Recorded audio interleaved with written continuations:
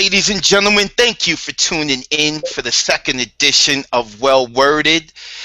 Today we are going to be talking about writer's block.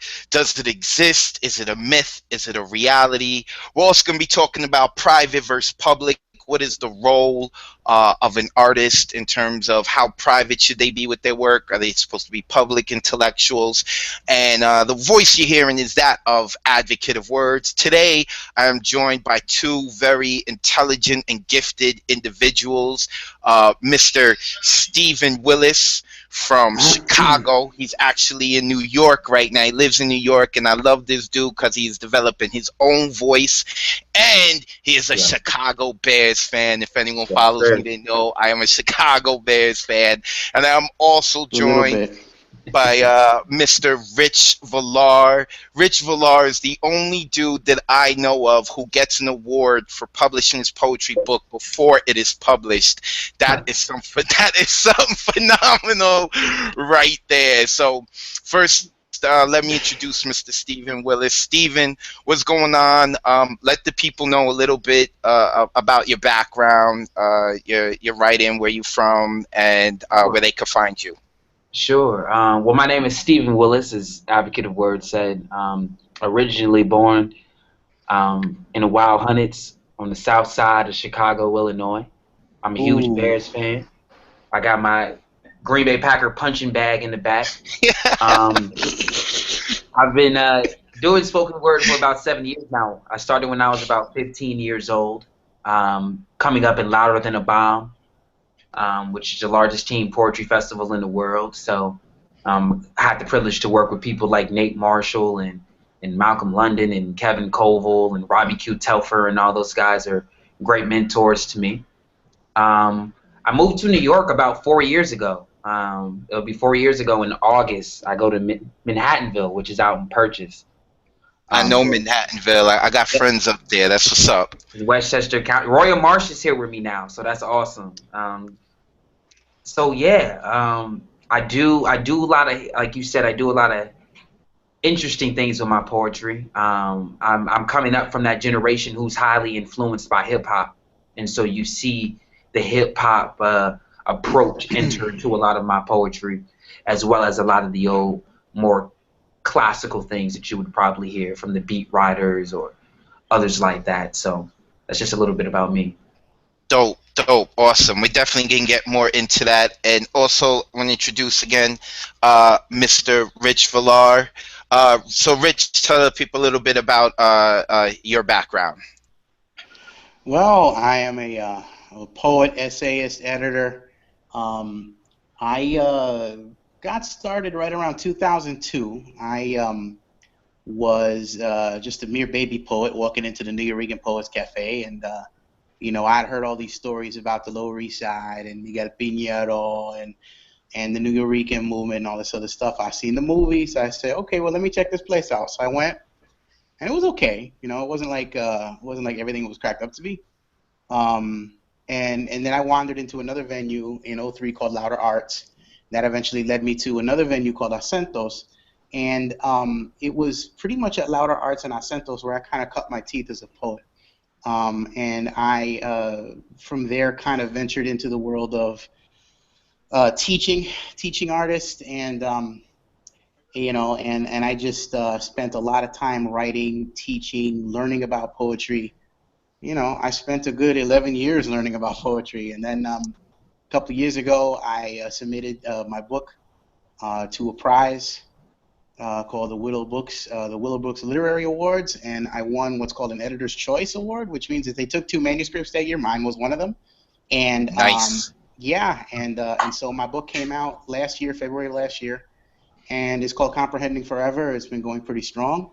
And there's a lot more to it than that, but that's kind of what it is in a nutshell, where I come from. I'm very much informed by the New York writers, the beat writers, very similarly to Steven, and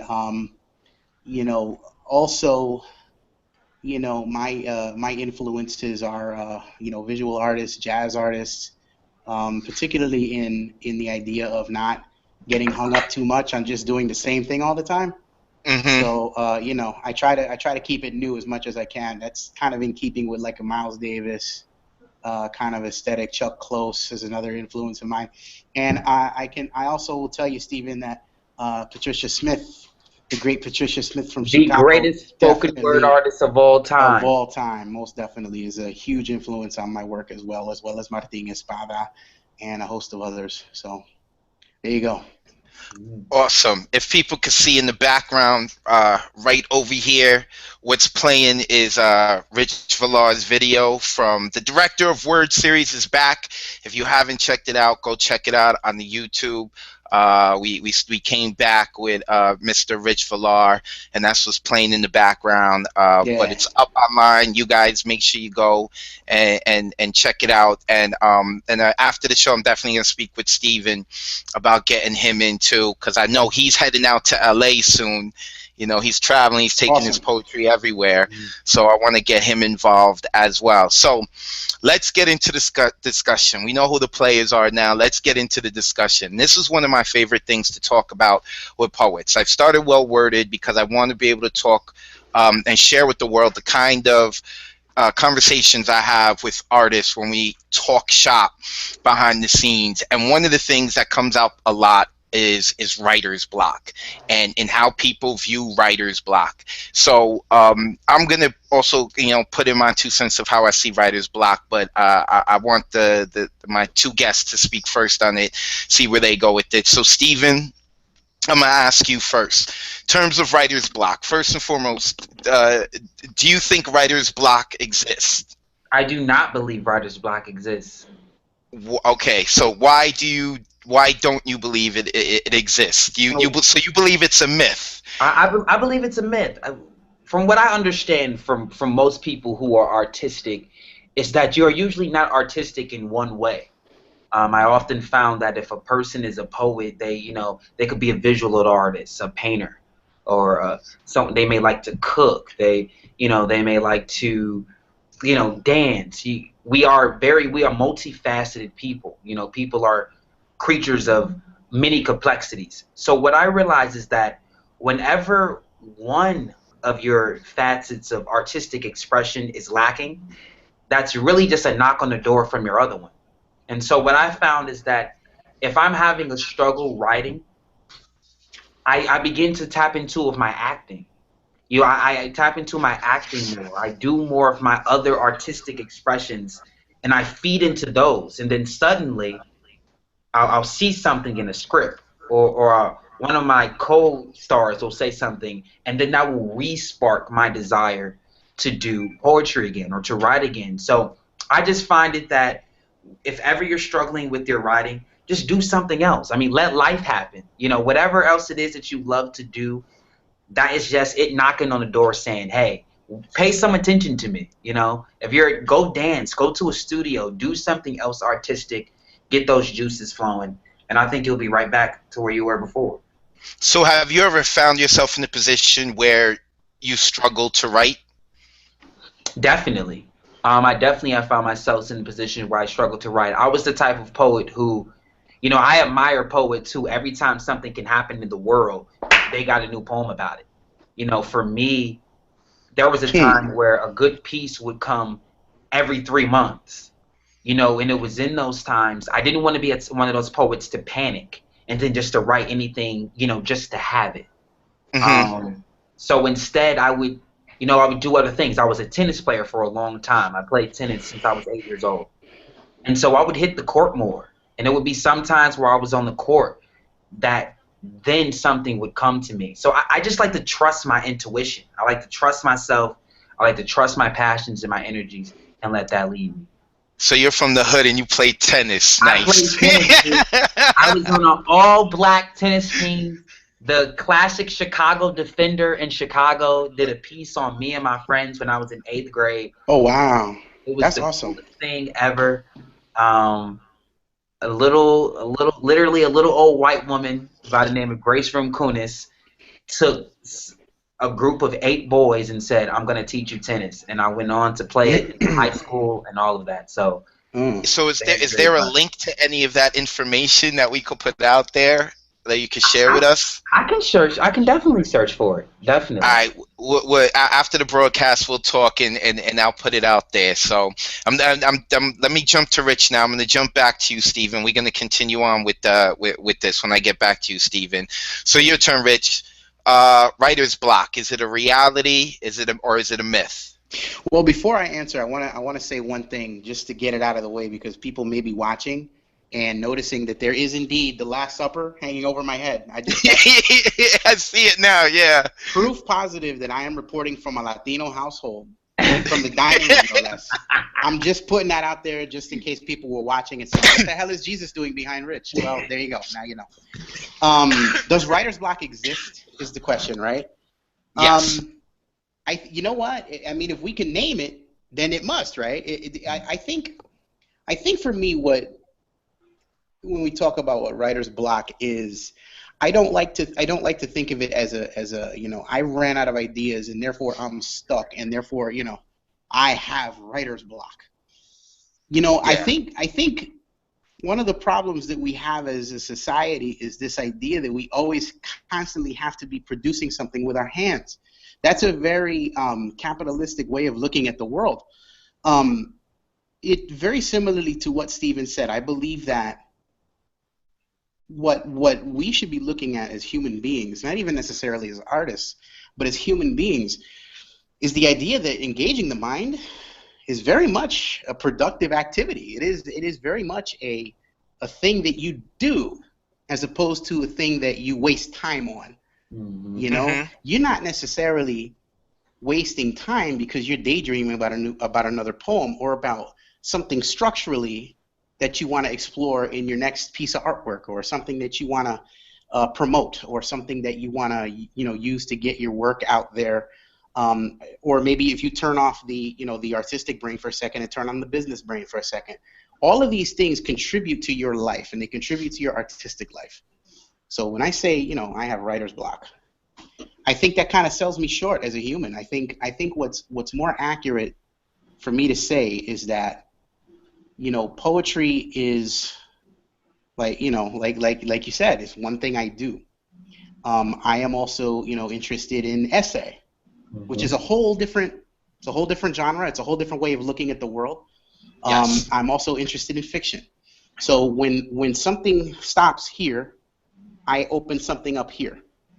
And for me, the way to avoid this thing called writer's block is to always do some sort of activity that is contributing to your intellectual life and is contributing to your writing in some way, even if it's just writing down a sentence or two at a time, or if it's reading something that is directly affecting what you want to do as a poet or as a fiction writer or as an essayist. Always feed your brain, man, and then there won't be such a thing as writer's block. It'll be more like, this thing that I'm doing is contributing to the writing I'm going to do later. And okay. It will something else will pop off in your brain, and there you go, and you'll run with it. Now, the way I see it is that I look at the brain as a muscle, right? And I grew up playing a lot of sports, and in terms of which has helped me a lot in terms of working with teams and putting together productions and working with other people, and everyone got to play their role. So, but I look at the brain as a muscle, and I feel writer's block is a myth. I think what it is that people's muscle gets fatigued. If you are not constantly stretching and working out, your muscle is going to get fatigued. It's kind of like if you look at professional sports, you can tell who put in some work in the off season and who didn't. It's hard to stop and then start going and going and going. So that's why I feel like writer's block doesn't exist, because you look at some of the great authors in history. I like to read the interviews when people interview great authors, and they always talk about how they write thousands of words a day, and how they talk about that they reach a level of proficiency that they do not go below. And as they get better and better, that line of proficiency continues to get better and better. And I also know that there have been times that I've trained my brain to be able to write on the spot, because you never know when you're going to get commissioned, especially as an independent artist. You never know when you're going to get commissioned. You never know when someone's going to call you up and they're going to say, hey, I'm going to pay you $600 to write a poem and have it memorized. This is the topic. And you're like, great, I can do it. And they're like, yeah, we need it in 3 days. You know, you never know when those kinds of opportunities will come about. So that's my view to it. And on top of it, if when it comes to labels, right? The reason I call myself advocate of words, someone read a poem of mine, and I said, no, I'm not a poet. I'm more of an advocate of words. But when it comes to labels, if I'm going to sit here and call myself a writer, and I want to be a professional writer and recognize that, that has to be a true passion. It has to be something that I'm constantly doing. You know, like an example is a lot of football players in the NFL today, they're going home and they're playing Madden. After working out for 6, 7, 8 hours of playing football and reading the playbooks, they're going home playing Madden because they have that passion. So that's right, and that's how I personally view it. So the next part about writer's block that I would like to get into is I'd like to know your guy how you gentlemen deal with writer's block in terms of if you get to a point where maybe you're feeling fatigued or you're not hitting the points that you want to hit when you're writing, how do you handle it? How do you get by that obstacle? Someone who's watching this right now, what can you share with us in terms of getting over that hurdle? And we'll start with Steven again. Oh, research. I find it is very you'll be surprised how much you don't know about a topic. We are often inspired to write about things that are very close to us, that we like and that we know about, you know, our street corners, our blocks, our grandmother's houses, you know, things like that. But I find that once I get stumped, it's because maybe I need to read some more. And then I'll read something and I'll find out something more and I'll go, oh, well, that's an entirely different way I can move this and change it there and go a different way. So I like to do research. And then in between that research, I also just like to give time, like research and time. Like I don't like to find the research and then instantly go write again. I like to sit on things for a little bit because I just like to mull over things in my mind. So, you know, I'm particularly working on this piece now that's called Ebonics 101.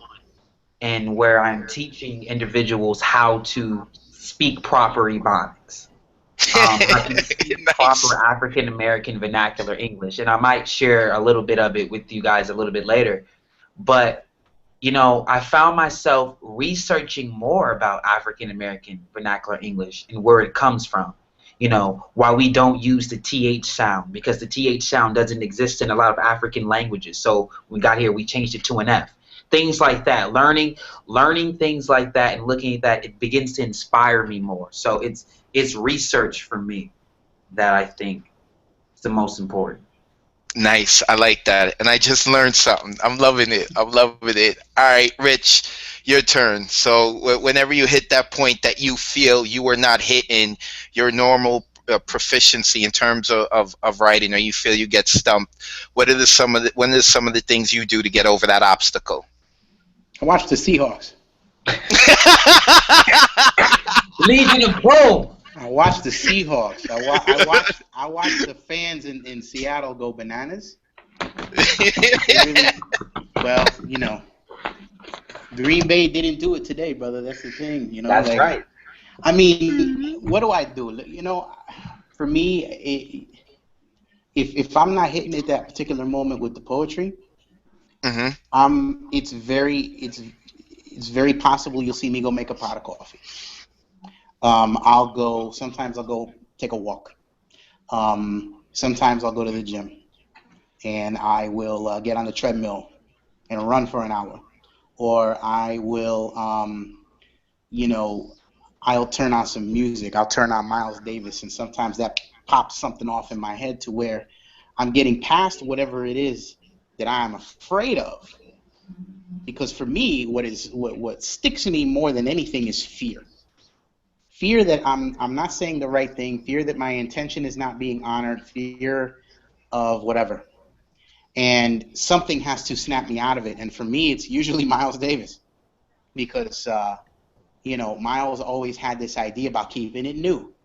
I ain't doing that old stuff because I did the new stuff. I'm doing the new stuff. And so, Hmm. 9 times out of 10, that'll pop me out of it. Um, it's for me, it's a matter of getting past my fear. And oftentimes what I find gets me past my fear is just doing the other stuff that makes me me. I write poems. I'm a writer. It is one of my master statuses. I definitely am a writer. I'm also a son. I'm also, You're I'm also a also what? a son.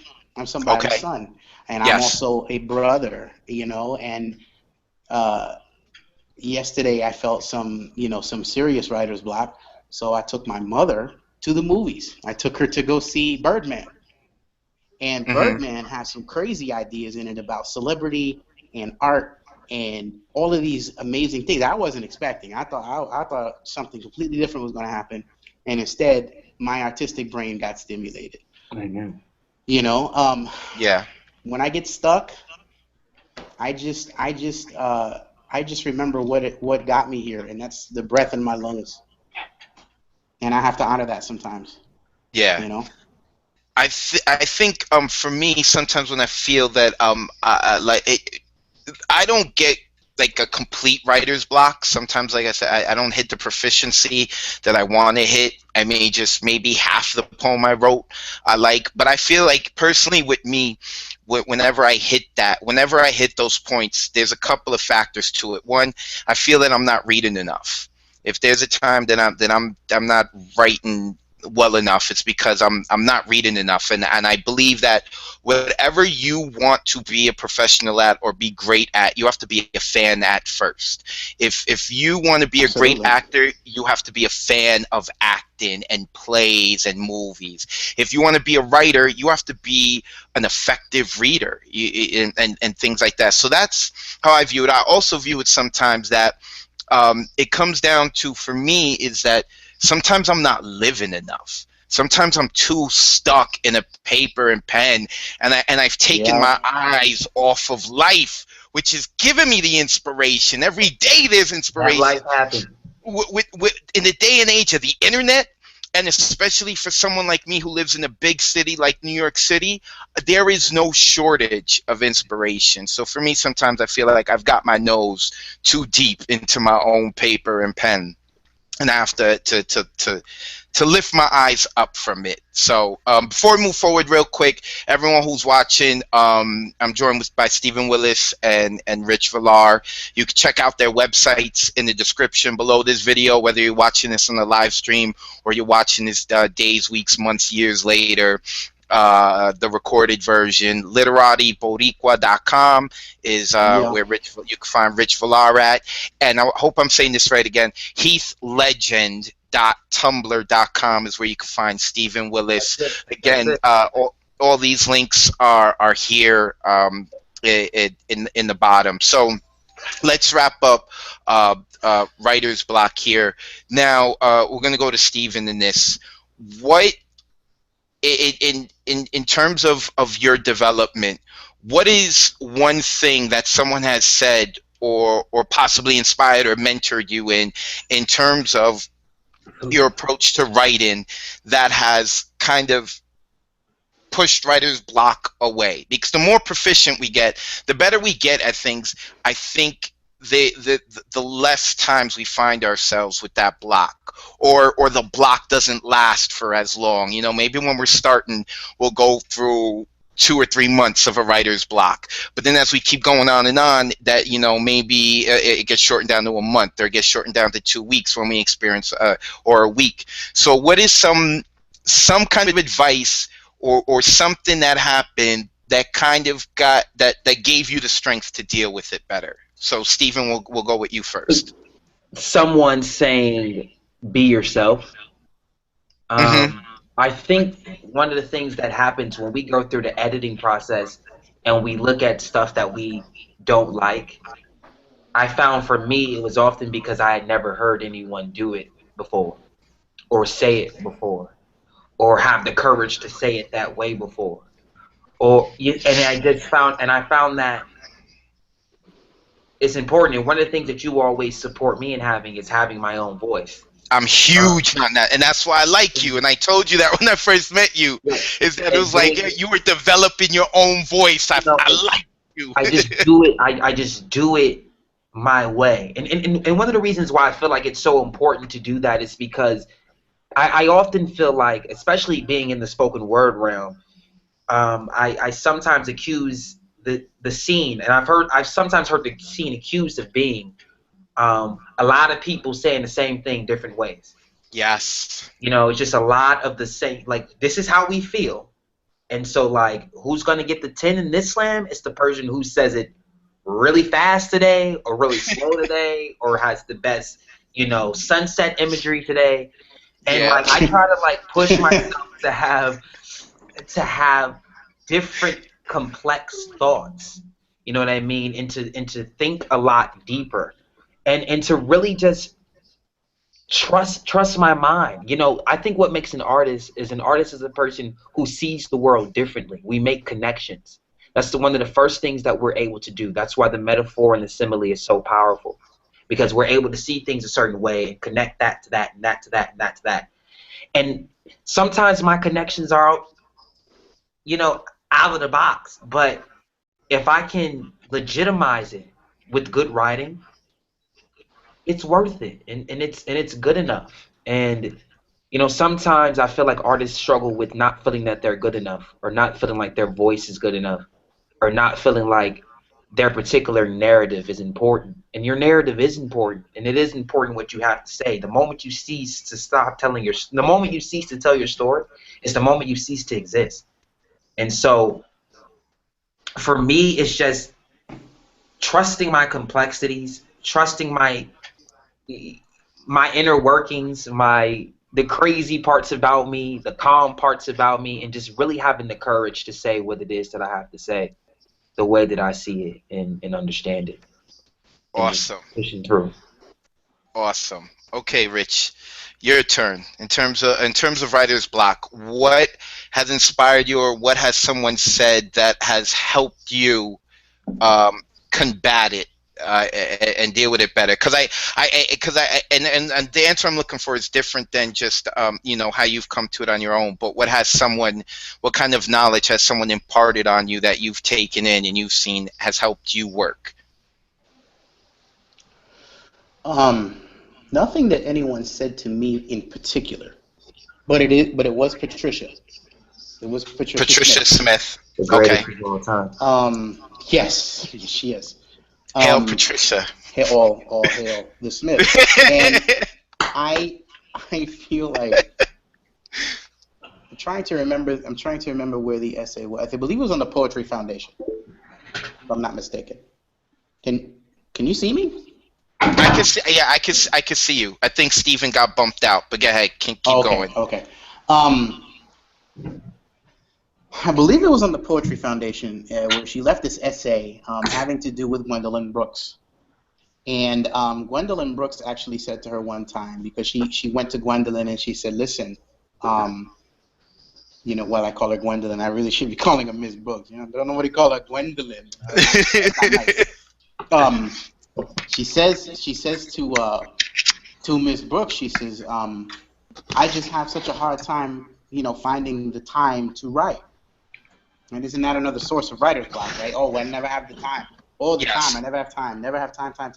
I do 50 million other things, but I never sat down to write. Well, it's something that she said to Patricia that kind of set me right.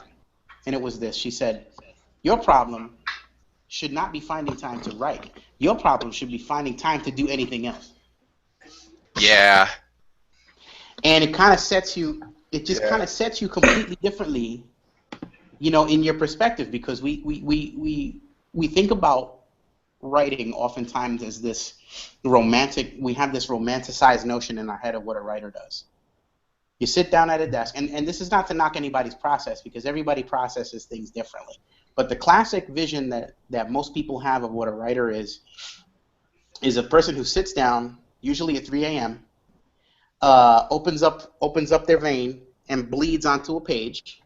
Yeah. And has, this love-hate relationship with outside light, and is basically someone who is just, oh, I have to pour all my emotions out to get you to understand the larger symptoms of the world. It's this big romanticized view of what a writer does. The truth of the matter is very, very different. Whatever your particular routine is, it's got to be the same routine. I mean, it's got to be yours.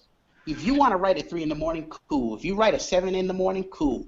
But you got to have a set thing that you do towards something, right? If you are writing a poem, that poem is the thing that you're writing toward, right? Or that novel is the thing you're writing toward. There's always got to be some kind of end goal in sight. There has to be something to push through. Yes. And it is very much work.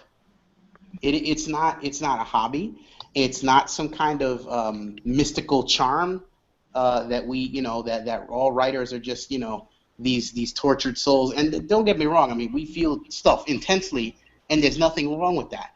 But what we have to get away from is the idea of the tortured soul who then experiences writer's block, because writer's block is part of the cliche.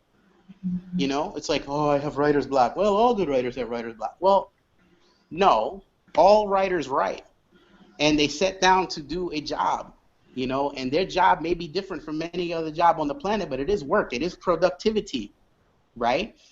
Even if you're writing 10 minutes a day, it's still your routine, and it's still very much toward what you want to do, your project, so to speak. That's what Gwendolyn Brooks, I think, was talking about. Your problem should not be finding time to write. Your problem should be finding time to do everything else. Period. End of sentence. Either you're doing it or you're not. Yeah. Yes. Now that doesn't mean you can't be fallow. It doesn't mean you can't have times where, the writing just ain't coming to you, and you go do something. No, it doesn't mean that. All it means is you remember who you are. Yes. For those of us who may be joining us late, today I am being joined by Mr. Rich Villar and the world's largest coffee cup. Yeah, and the world's largest coffee cup, and Steven Willis, and shout out to, I see Cindy in the chat and Ricardo in the chat talking along with us. Also, so Steven has coming up real quick. You could let them know, Steven. You have coming up a show at Ricardo Hernandez's, I think, the Poet Settlement out in Brooklyn. Yes, on Tuesday, so the day after Martin Luther King Day. I will be the feature at the Brooklyn Settlement with my man, Mr. I like to call him coolest man in the world because he has the coolest beard ever. Pretty Ricky. Yeah. He gonna hate that I said that. Beard I have ever seen in my life. Ricardo Hernandez invited me to be the feature at his event on Tuesday at the Brooklyn Settlement. So I'm extremely excited about that. I hope you guys can come through. I'll be doing a plethora of a lot of different things, hopefully to tell one big narrative, one big story. So it should be awesome. Awesome. And I'm definitely going to put that link out to my network, and also if you guys, again, in the description I have of this video, I have information where you guys could find Rich Villar and Steven Willis and their stuff coming up. Rich, do you have anything coming up this month in particular? Well, I'm glad you asked. I have a couple of things coming up on the 24th. I believe it's that Saturday, right? Hang on one sec.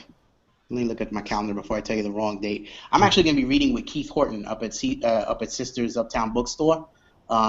He's releasing his book, Forgotten Epiphanies. I'll be up there. He'll be signing books, and we'll be all there to support him. Ross Osajifo is going to be there, another young lady whose name slips my, oh man, I'm a horrible human being. I'll find the name. And Johnny Rose will be up there on the 24th, and then on the 25th I'll be at the Bowery Poetry Club. As part Yes. of the big Canvas of Words kickoff tour, and there will be a ton of poets in the house that night, or it's that afternoon actually, to 1 in the afternoon. Awesome. Anthony Morales will be there. Maria Rodriguez will be there.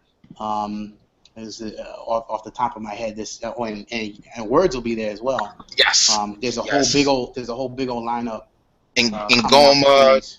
Chilo, That's Thomas right. Fucalaro, Miriam is in it, Peggy, Roya Marsh, who Steven Willis mentioned earlier, that she's up in Manhattanville with him.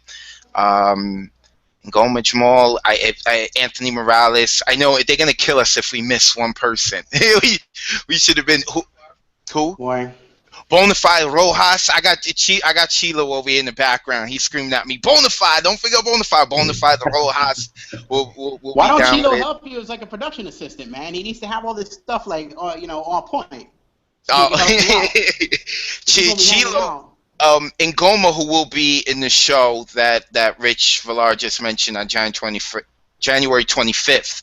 Ngoma is hosting the Martin Luther King Slam tomorrow up at Yale. Ngoma is hosting that, right? It's up at Yale, Chilo? Yeah. It's up in Yale. So Chilo is watching us, but he's also going over his stuff because he want to make sure that he win that grand prize money and represent well. Is that an open entry? I might have to make a trip tomorrow. Nah, I think that's an invite only, but Steven, I will definitely get you in contact with Ngoma. I don't know if you'll be around on the East Coast next year, but yeah, it's an invite only, and Ngoma's been doing it for years. I want to say a decade. I could be wrong, but he's been doing it for a long time. So, but I'll definitely get you in contact with him because, like I said, I like your stuff. I think you're good, and I think you're working towards your building your own voice, an original voice, which I appreciate a great deal, especially in this scene. So let's move on to the second topic here, because once again, it feels like this hour is going by so quickly, and that is private versus public. And I'm going to start with Rich first because this was very important to him to speak about this. For many different reasons. Now, private versus public. An artist, of course, is creating things and they're putting things out and they want to get a following, they want to reach the masses. But now, what is the responsibility of an artist to the community? Are they supposed to be a public intellectual, or are they just supposed to do their art in private and whoever sees it sees it? Because I do believe that there is a responsibility that an artist has, that they have a gift, and if they're good at their gift, that a bard is a historian. And that's so important to today's times and to in the future, because without the bard, the winners of war are going to write history the way they want. And sometimes those at the top, they don't know what's going on with the everyday person. So, Mr. Rich Villar, public versus private. Why don't you bring up why you wanted to speak about this subject and take it from there? Well, over the years, I have kind of negotiated this whole idea of what you need to reveal to your readers, what's really important to them, and what's really important to society at large. And sometimes, it's really difficult to negotiate that line because your private life could be something that's very hurtful. It could be something that sometimes even crosses the line of legality. Sometimes it'll hurt your family if you say a particular thing, or at least you think it will. And I've struggled with that a lot. And I know I know my friend Vanessa has struggled with that a lot. Vanessa Martir, the memoirist. And we talk about that a lot. The reason that I bring it up is because I believe that change happens when silences are shattered. When you have a problem with a society, often it's because there is some sort of private matter that is not being expressed by someone. There is some private hurt that is not being expressed. We went for a very long time in this country, for instance, truly believing that people of color who came over from Africa were literally subhuman. And it's because those people who were boxed off like that decided to speak and say, you're wrong, things changed as a result. The change is glacial, to say the least. But the change is there because someone decided to speak out on what is essentially what we would like to think is a private hurt, a private problem. You know, the country doesn't like its dirty laundry aired to the rest of the planet. So Yes. we downgrade things like a race problem or things like marriage equality, equality in general. Like we kind of forget that we wrote this thing called the 14th Amendment to the Constitution. We just kind of want to keep all of those little problems off to the side and maybe wish themselves away. But writers, especially, who go public with those private hurts, cause societal change to happen because they plant these ideas in people's heads like, hey, you know, maybe equality really is for everybody. You know, and if I sit here quiet about what's hurting me, it's never going to change. And the same thing, you know, the biggest group that I can think of that I haven't mentioned is women. Think about how many thousands of years women have been silent about the idea of men controlling the planet. Yes. Right? Or Yes. not even silent, but silenced. You know? Yes. Yes. And now we have an entire movement, a feminist movement, a feminist writing movement, a lesbian movement, a lesbian feminist writing movement, all over the place that is making public what we used to call private, right? Yes. And all of a sudden, we have to pay attention to ideas that we thought we could just kind of shepherd off to the side. And that's what the responsibility of an artist is, I believe. It is to give voice to the voiceless. It is to give voice to these private thoughts and private hurts so that we can be a better society. You know, and poets are definitely historians. Poets played all kinds of different roles, but I think sometimes the idea of a poet as a citizen gets kind of cast off to the side. You know, and sometimes we kill these poets for saying it. But that doesn't mean that a responsibility goes away, you know. So that's the reason why I brought it up. I mean, there's all kinds of different you know, facets you could take the public and private argument, but that's pretty much why I brought it up. So cool. Mr. Steven Willis, your turn. Private versus public. How much privacy is an artist allowed, and how much privacy are they not allowed? How public are they to be if they are to take up the mantle and say, I am an artist, I am a true blue sincere artist? Similarly to what was being said before, and I said this a little bit earlier, the moment that you stop telling your story is the moment that you cease to exist. that's right. Because the people who are in charge, like you said, the victor owns the spoils. Yes. They will not tell your story. You will not exist. And I joke with my friends all the time. I said the black middle class no longer exists anymore in pop culture. They try not to make it exist. It's either they're really, really rich on reality TV or they're really, really poor. You know, those are the two they like. Those are the two that get the most attention, you know. And so I sometimes feel it's my responsibility to tell stories to the black middle class. Because if I don't, we'll disappear. They don't even want to appear economically. You know, we're always talking about the shrinking middle class, even though politicians want to quickly say that that's who they're fighting for. Unfortunately, the discrepancy seems to get larger. But as far as we think about public and private, as far as our private lives, I sometimes feel like that gets a little bit sticky. And I get a little bit afraid, especially now in this society where you can get really deep into somebody's life really, really fast. And you begin to hear and know a lot about people that you may not want to know. And like that was being said before, that can become hurtful. What is revealed, and I think what also is beginning to happen is that we may like what artists create, but we might not really like how to get there, their mental process on how to get there. And there was a lot of issues that people were having with Kendrick Lamar recently, and his Yes. particular opinions on Iggy Azalea. Everybody sings "I."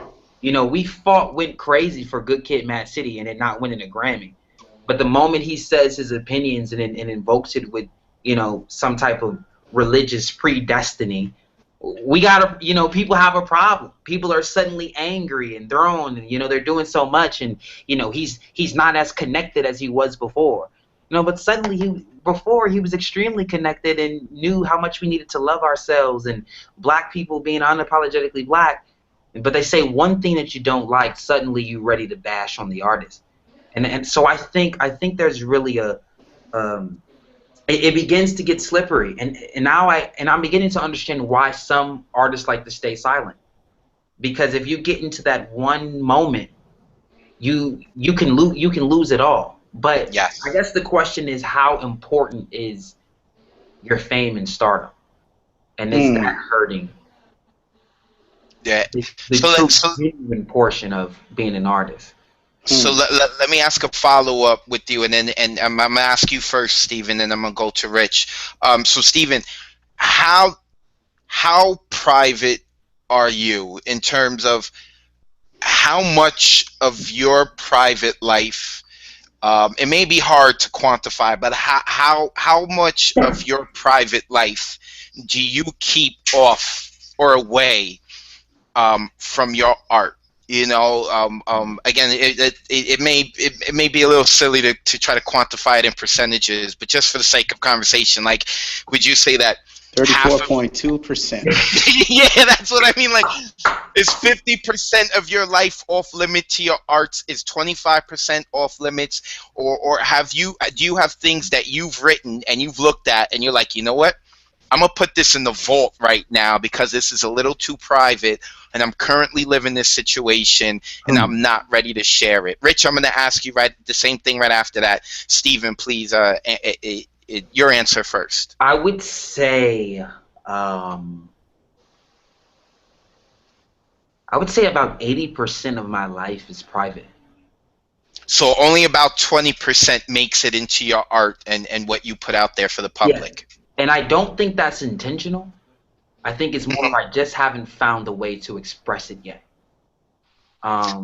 Yes. I don't think I'm intentionally keeping anything from my art. That's definitely something I don't want to do. But it's also some things I gotta come in grips with before I can put it on the page and reveal it. And sometimes I'll write it'll make a little smidget, it'll be a poem about something else, but then a little, just a little spark in there will come in of something else. But I would say about a majority of my life is private. I think that the most open I've got, and sometimes I get open and don't even realize I was. Like I'll think I'll be writing about someone else, and really will be writing about myself. 9 times out of 10, that's what happens. I wrote this poem. I have this poem, My Gluttony, which I'm talking about someone feeding into someone's lives, being a cheater, and I'm just, is this me? It's not until hindsight do I look at it and I go, oh, I just did that. I wrote a poem, about a kid growing up without his dad and his dad cheating on his mom, and I went, okay, that's too similar to my own life. But I probably think maybe it's a lot more than I thought, than I'm willing to even put on. That I think I'm hiding it, or I think I'm keeping it private, but in actuality, they're probably all about me in some way, shape, or form. It's probably 100%.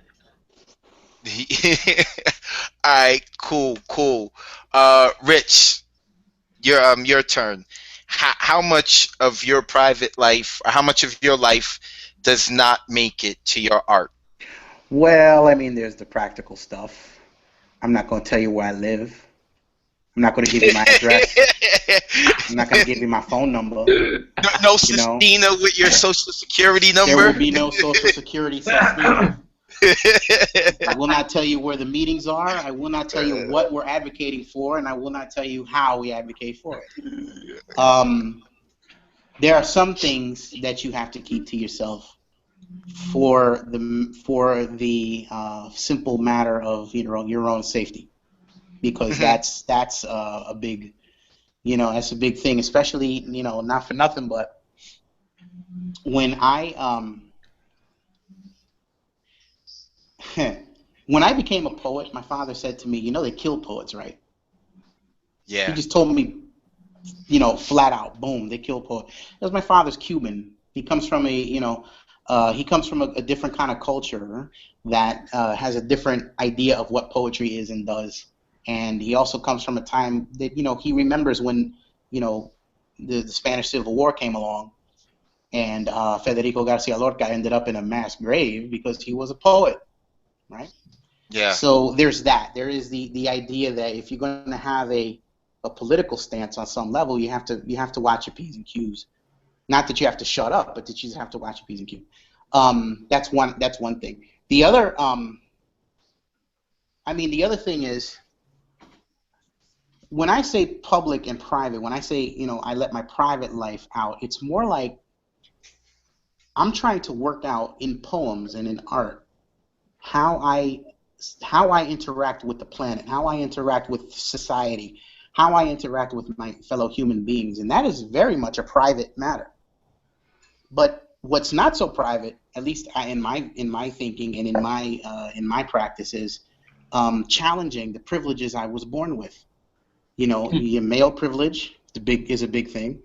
Some financial privilege, just living in this country, because I'm not, I don't live in a dwelling that is compromised in any way. I don't starve to death. Like that's a privileged position for 99% of the planet, right? And that's if you're going to say you're a poet and you're going to have some sort of conversation with humanity, then you have to know how the rest of humanity lives, and you have to be aware of it. My journey to awareness on that level is very much a public matter that I chose to make public.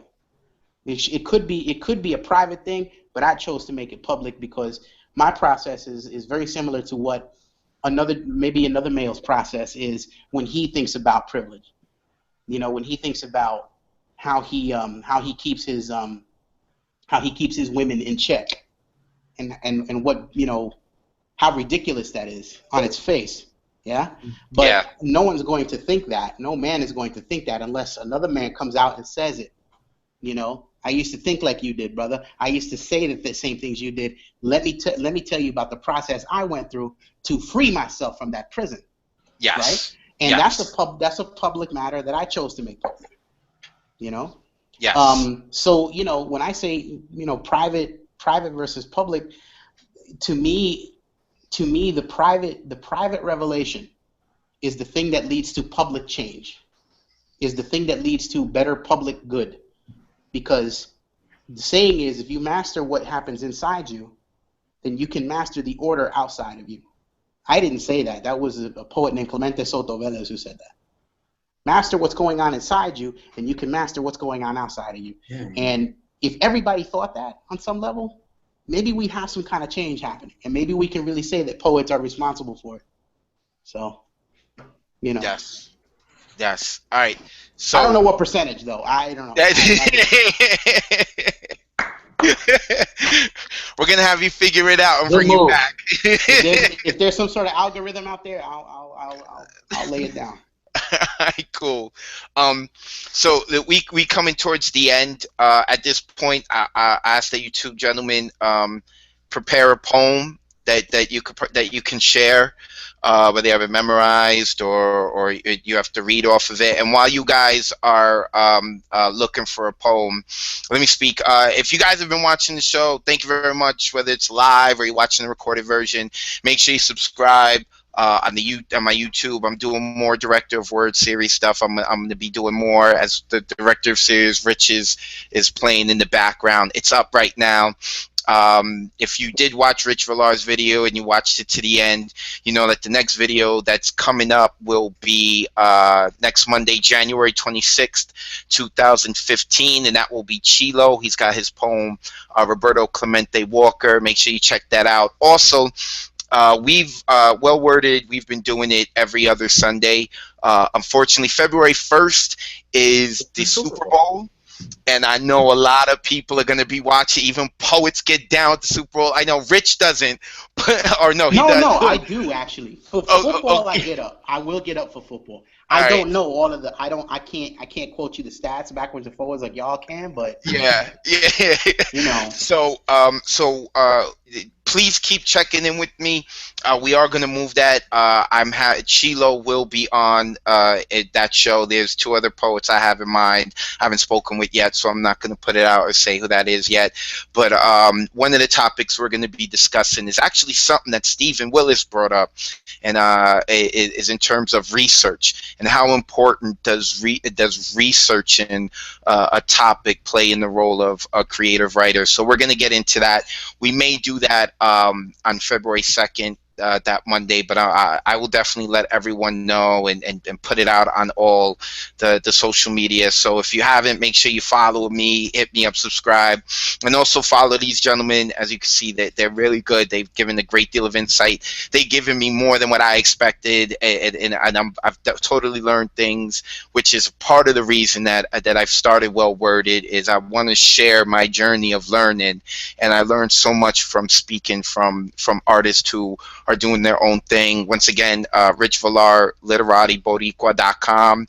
If you're watching the video, live stream, or the recorded version, right below this video in the description is a direct link to his website, as well as heathlegend.tumblr.com. That's where you can find all of Steven Willis's stuff that he puts up there. Follow him.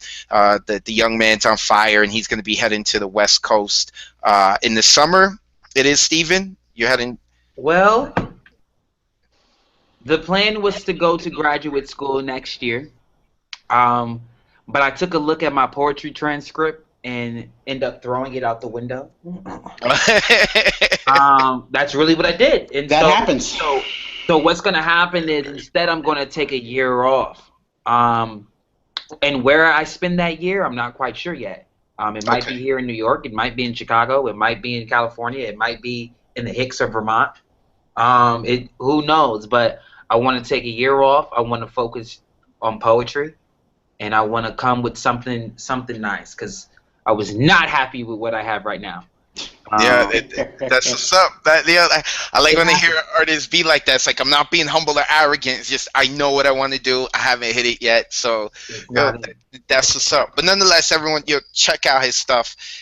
People know that I do not consider myself an arrogant artist, but I am totally an arrogant audience member. I am fortunate enough to have such a great deal of access to awesome artist that is very difficult for me to say, hey, I like you. So I like Steven, and if I like Steven, that means you should like Steven's work, and if you don't, then there's something wrong with you. And I also like Rich Villar's work, and if you don't like Rich Villar's work, then there's something wrong with you, because Advocate of Words don't like anyone. So with that being said, I would totally like to end this webcast with you guys sharing a poem of yours. So Steven, do you have something prepared to share? I do. I was gonna say, well, I think I can find it. I'm having a little trouble getting it up on the screen, but I think I got it here. Okay, so Rich, are you prepared? Do you have something? Yeah, as a matter of fact, I do.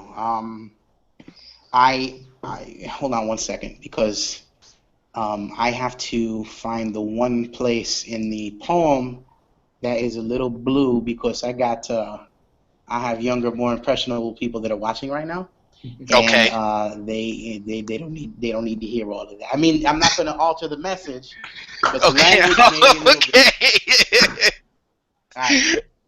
all right. So this is a poem that is after improvisation on Yiddish by Robert Pinsky, and this is called Improvisation on Spanglish, and it kind of picks up on some of the themes I was talking about, language, and also a little bit about challenging privilege, specifically male privilege. And you know what? I don't think I can completely alter the language, so we're just going to have to live with it. So here we go. Let's go. Improvisation on Spanglish. I am in complete agreement. Acho si, abbreviated muchacho, which means boy, plus a C for yes, as in yes, boy. Acho si, that surely is an amazing pastel. Acho si, mira que clase pastel, que grandecito. Look at the size of this damn pastel. Imagine being drowned in green bananas and root vegetables with names your children do not know until your fingers bleed. Add pork. Acho si, this is a pastel. I am in complete agreement. The word grandecito is the diminutive form of big and does not exist. But in Puerto Rico, there are big diminutive things. Your cousin Manny, for instance, who we call grandecito, de cariño, not gordo, not fat, grandecito, de cariño, the little big man from a place of affection. Desde un lugar de amor. Un lugar de amor. Or what your tío, uncle, calls aquel viejo motel, that old motel in La Ruta 46 on Route 46, where he used to take your tía, aunt, on diner runs after the Polish church in Garfield converted its meeting hall into a salsa club not far from where Manny was born.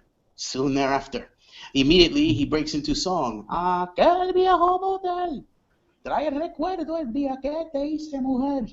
Tú te negabas, yo insistiendo, pero después fuimos cayendo al dulce abismo que pretendes esconder. And then he cackles and grabs your tia's ass on her way to the cocina. La cocina, the place where all memories begin. La sala, the place where Manny used to watch Thundercats. Acho si, tia says, ese fucking muchacho, every day at 4 with the same shit. La misma mierda. Did you know he used to get in trouble for telling the other kids he was the Lord of the Thundercats and they had to respect what he told them? No sé de dónde sacó esa mierda, which means he didn't get that shit from my side of the family.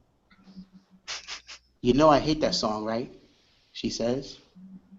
Acho no. She is not in agreement.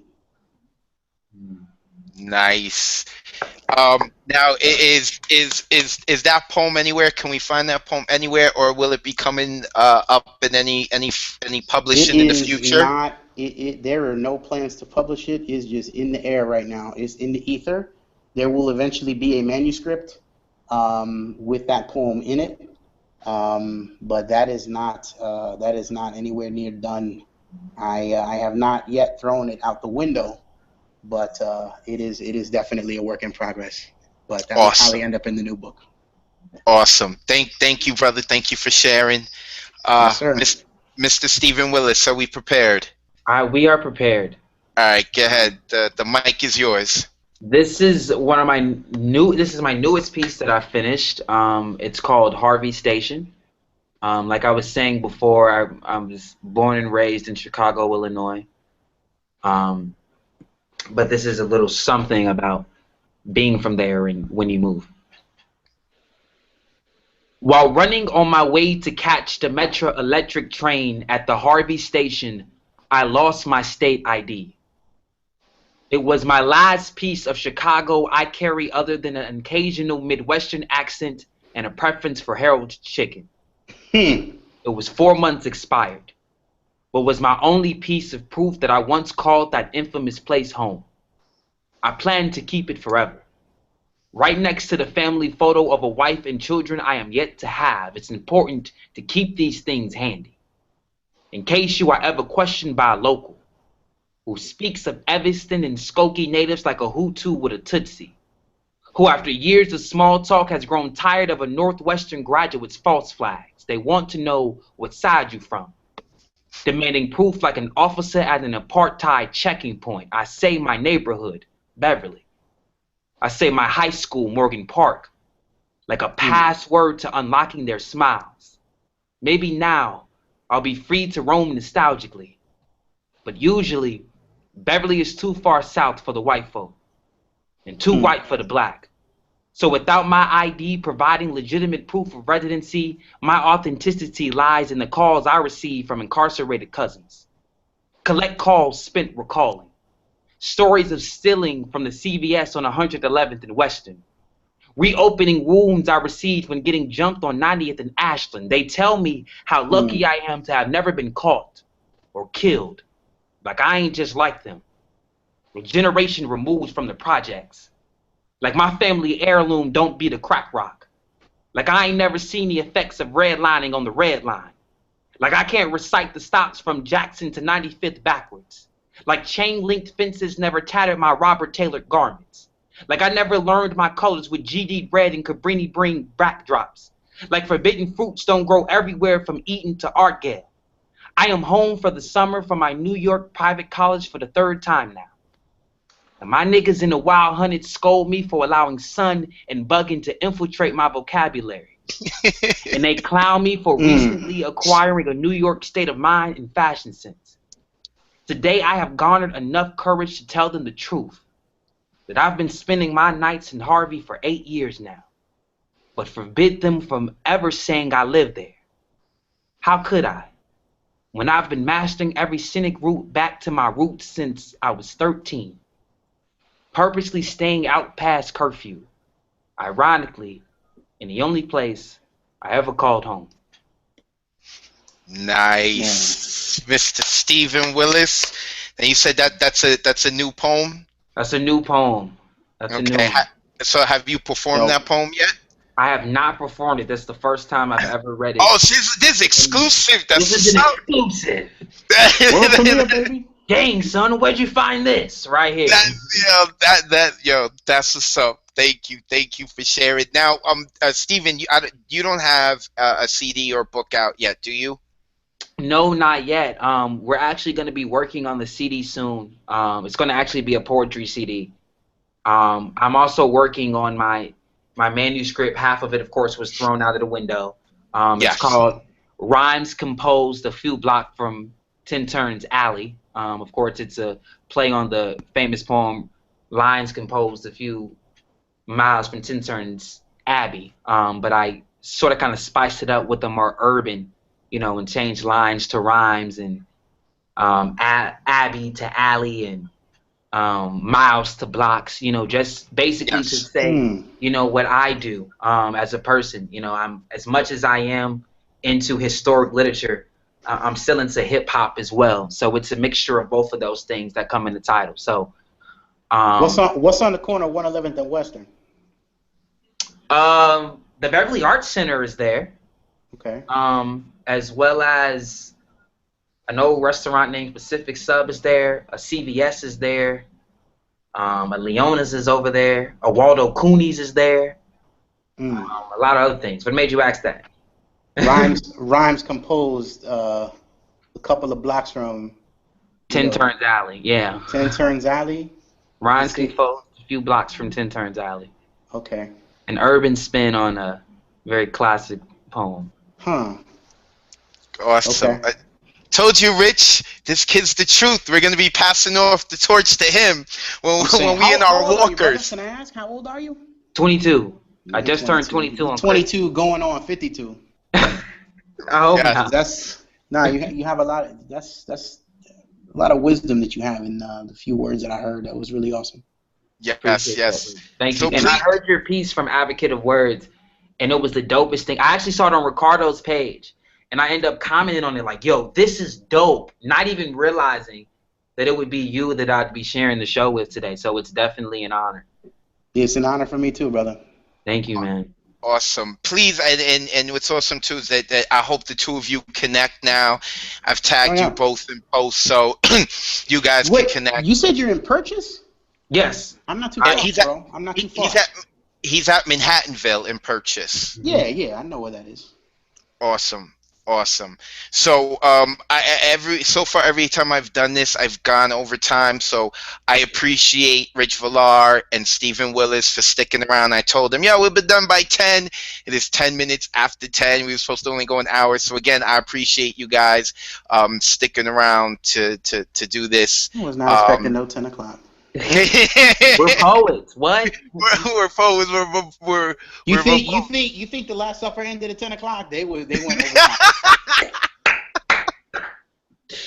That's right. Awesome. Awesome. So one more time, ladies and gentlemen, I am joined by Rich Villar, Steven Willis. You can check out links directly to their pages. Rich Villar, you can find him at literaryboricua.com. You can find Steven Willis at heathlegend.tumblr.com. I'm trying to Can I spell pronounce that that for right. the people? Do you mind, There's a little. Advocate? It's HETHLEDGEND. Like That's what it ledged is. near the end of the ledge. Heath Legend. Yes, So that's exactly why I did it. yes, yes. So make sure you guys check that out. All of that information is in the description under the video.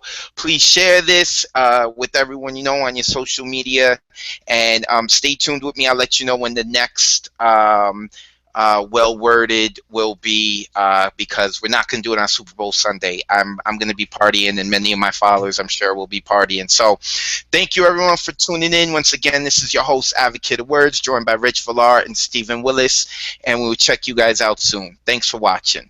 Peace. Thanks, guys.